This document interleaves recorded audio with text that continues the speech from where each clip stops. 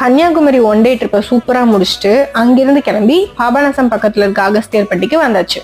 எங்க அக்கா ஃபேமிலி இருக்காங்க. வந்தோடனே ஸ்ட்ரெயிட்டா சாப்பாடு தான். அவங்க வந்து ஒரு புளிக்குழம்பு ஸ்பெஷலிஸ்ட்னே சொல்லலாம்.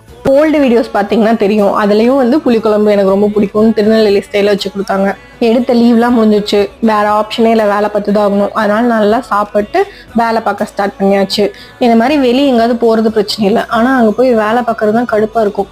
பட் என்ன பண்றது, அப்படி ஒரு ஆப்ஷன் இருக்கிறதுனால தான் தூக்கிட்டு ஊரா சுத்த முடியுது. வேலையெல்லாம் பார்த்துட்டு ஈவினிங் பக்கத்துலயே அக்கா மருமகள் இருக்காங்க, அவங்க வீட்டுக்கு போயாச்சு. அவங்க வந்து ஒரு பஜ்ஜி ஸ்பெஷலிஸ்ட். இங்க எப்படின்னா, நாங்க போனதுல இருந்து அந்த வாரம் முடிஞ்சு ஊருக்கு கிளம்புற வரைக்கும் மெனுவை பிளான் பண்ணி வச்சிருக்காங்க. எந்த கேப்ல எந்த மெனு செய்யலாம்னு எங்க கிட்ட கேக்குறாங்க.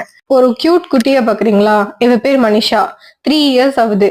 ஆனா இவ குடுக்குற ஆக்ஷன்ஸ் எல்லாம் பாத்தீங்கன்னா பாத்துக்கிட்டே இருக்கலாம் போல இருக்கு. ஆக்ஷன்ஸ்லயே எல்லாத்தையும் இம்ப்ரெஸ் பண்ணிடுவா. அவ்வளோ அழகா கொடுத்துட்டு இருக்கா எல்லாத்தையும்.